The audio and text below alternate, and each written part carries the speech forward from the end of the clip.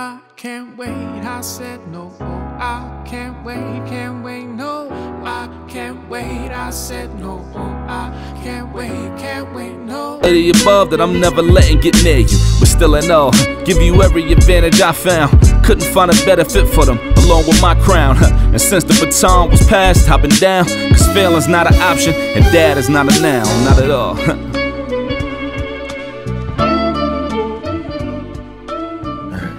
Alright. Welcome to another episode of Dad is Not a Noun. My name is Ishmael, changing the narrative for men of color and fatherhood, as well as changing the narrative on the things I care about. And today I have a special guest with me. He is here with me today. I often want to share the story of single fathers who's trying to make it into a system that holds them down. And I'm truly privileged to have this brother on. He resides in the area that I'm close to here in PA. Eric Rivera, how you doing, brother? Hey, how you doing, brother? I'm good, man.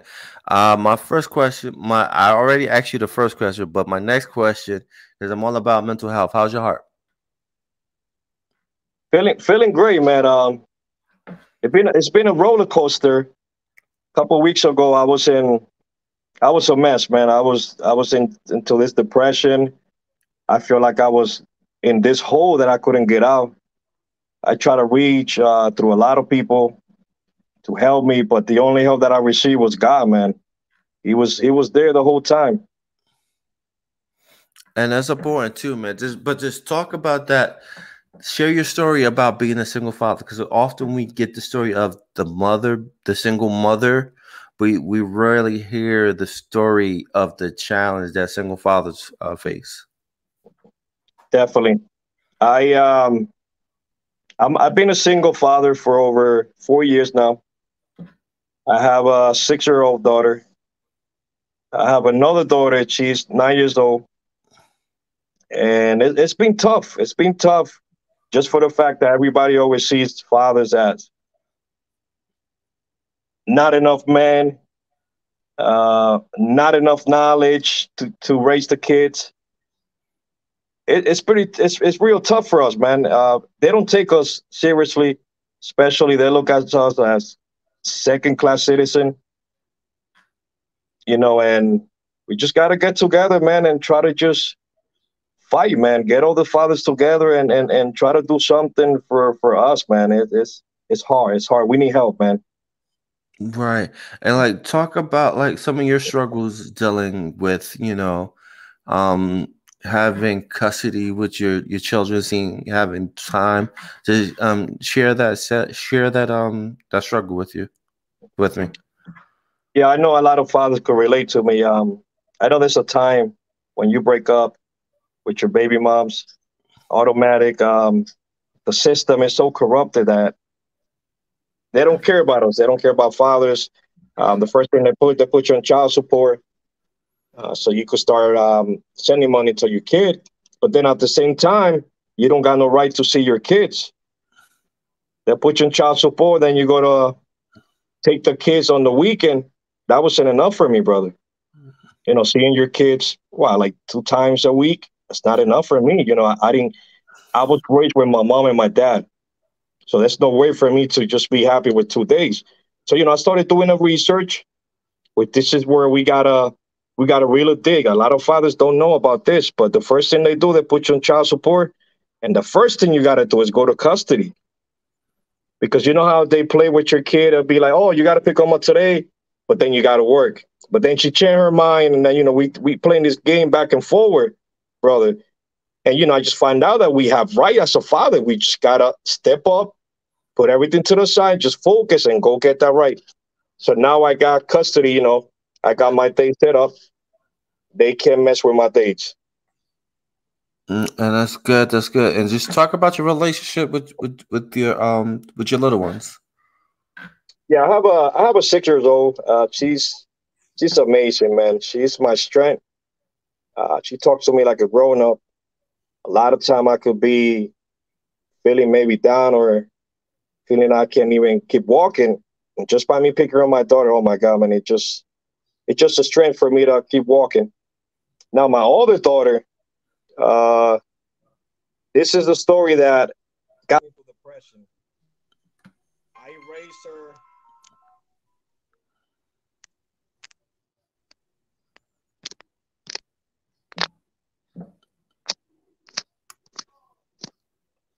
Can you hear me, brother? I can hear you. Go ahead. I'm listening. Okay, the problem that I have with my daughter, I raised her since she was 6 months. She's 10 now. Um, the father came out of nowhere from Florida. He was never involved in life. He Right. came down to PA, and they gave her all the rights to him, and they put me to the side like a piece of shit, man. Right. And it's only been a couple years, and I'm still battling with that. Like today, I was watching a video of her, and I just started crying, man. Like, Right. come on, man. It's like somebody just took my daughter away from me with no mercy. They Right. don't care about my daughter's feeling, because I even raised my hand to the judge.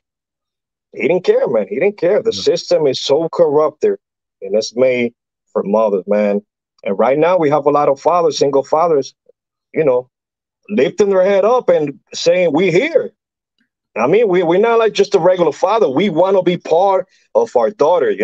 But then at the same time, the system is fighting against you, and then baby moms see that and they get more power with that. You know what I mean? So it's hard for us to even bring proof to court. Nobody wants to listen to us, but we're not giving up, man. This is a fight that until the end. Talk about where do you keep your optimistic point feeling keep going on? Because sometimes people in your position, they get to a point where they want to give up, and they're like, they're hopeless, and they feel like there's no place to go to get help. So how do you stay positive and optimistic through all you're going through? Yeah, man. Like I said before, man. God, man. I'm a strong believer. I will tell you a little bit about my testimony, and that's why I'm so firm with him. I mean, we're not perfect, but I try to always follow his path. I was one of those guys, man, in the street lost. I got shot 3 times. I was back in 2006. I was shooting people. I was one of those kids, thinking that Right. we own the world. Right. But then, I remember I used to walk in the street. I started seeing this black shadow, following me. I didn't pay no mind. I was just young. Right. Um, I'll never forget one time I was going to New York, and when I was coming back through the highways, I seen the same black shadow in front of me. I seen it a lot of times, man. I didn't pay no mind. But then there was two pastors coming to my house, and I opened the door. They were knocking on my house. Opened the door, and they were like, "Hey, listen, we got a message from the Lord. Wow. Like He wants to tell you something." I'm like, "Okay, why not? Let them in." And that's where everything started, brother. They started telling me my whole life without knowing me. I was planning to kill somebody. I say this publicly because that was the past. I'm not in Right. that lifestyle no more. God changed my Right.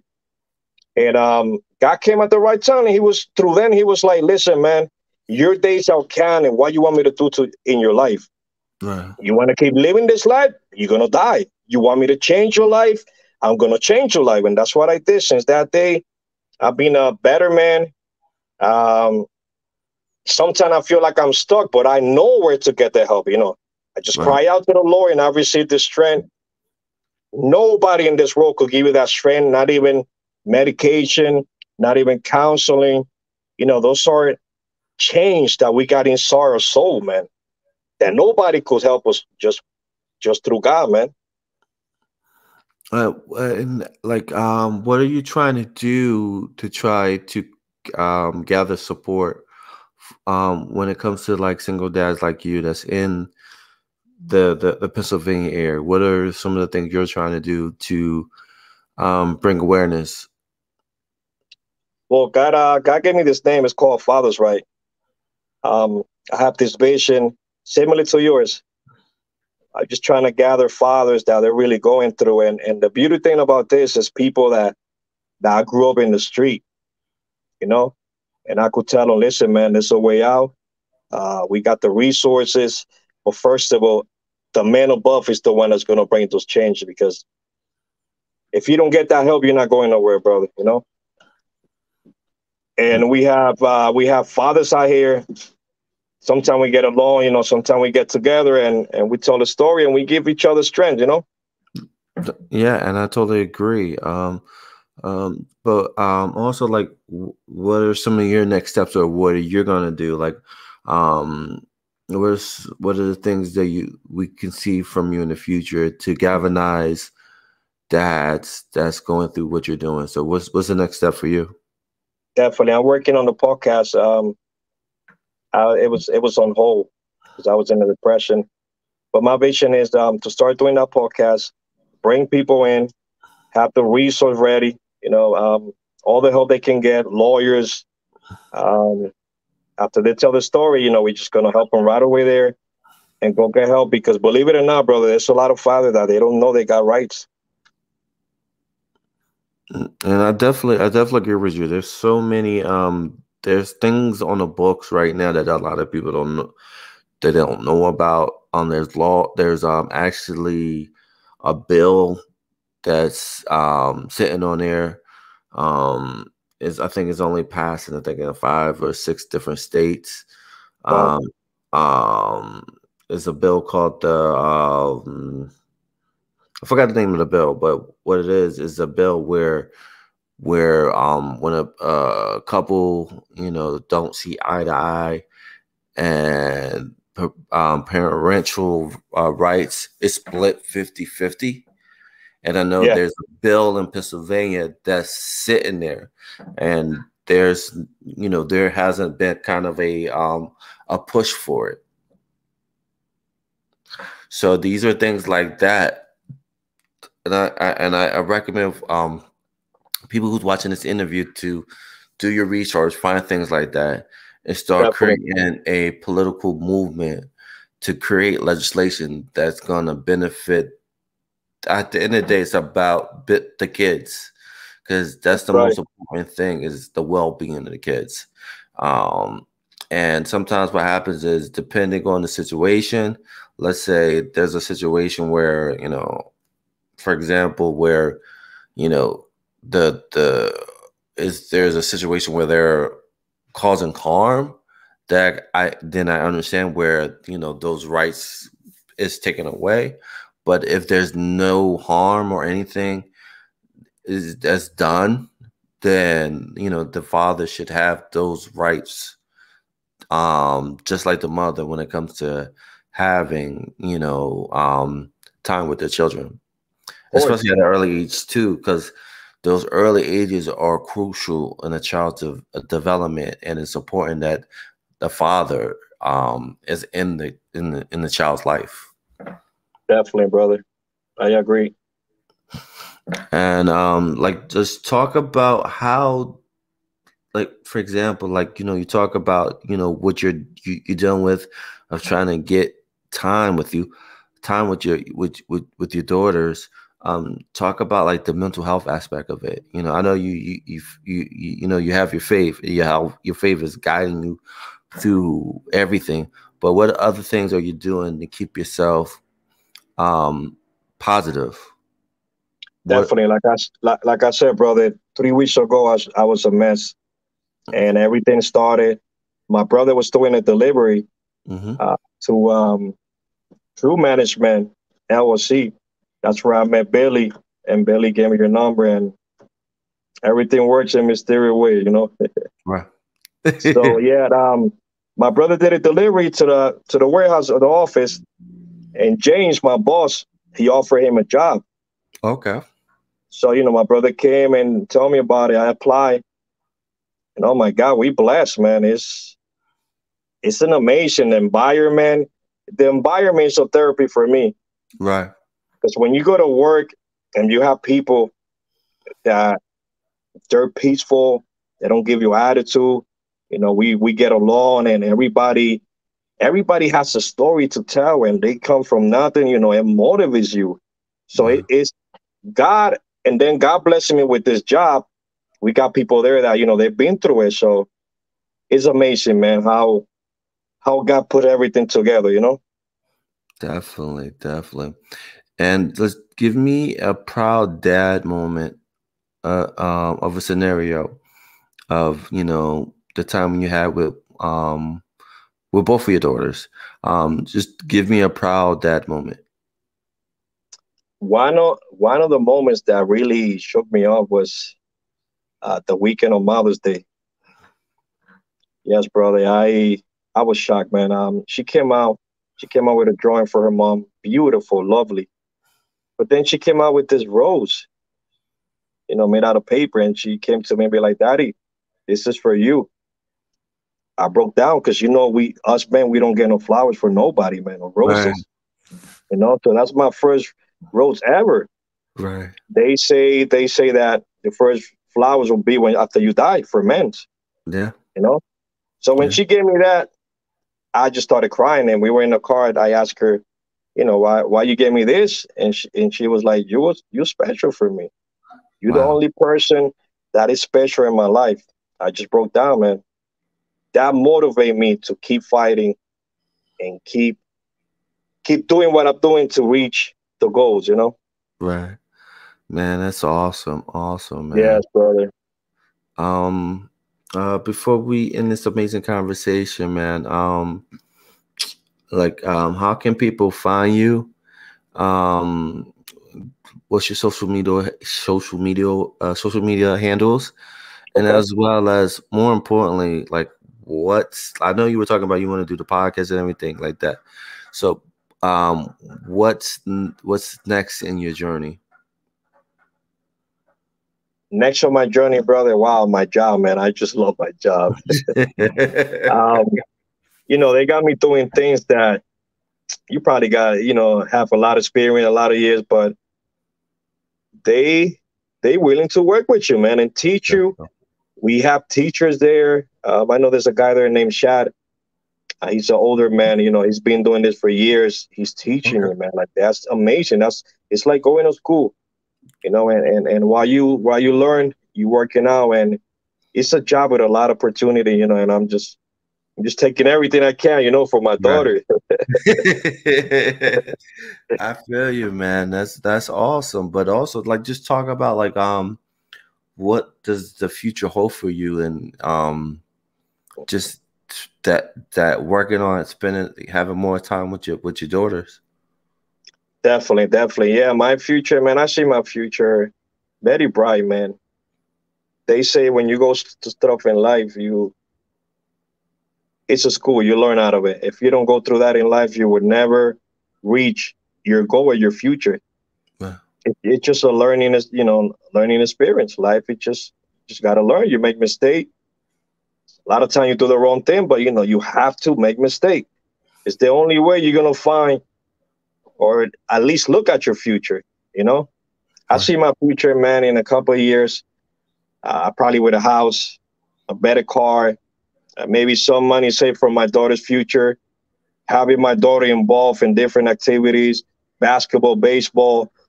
She's into animals now, so I want to get her into a lot of volunteer for animals, take her to Okay. farms. Man, just trying to be busy. That's the only way I'm going to keep my mind clean, staying busy.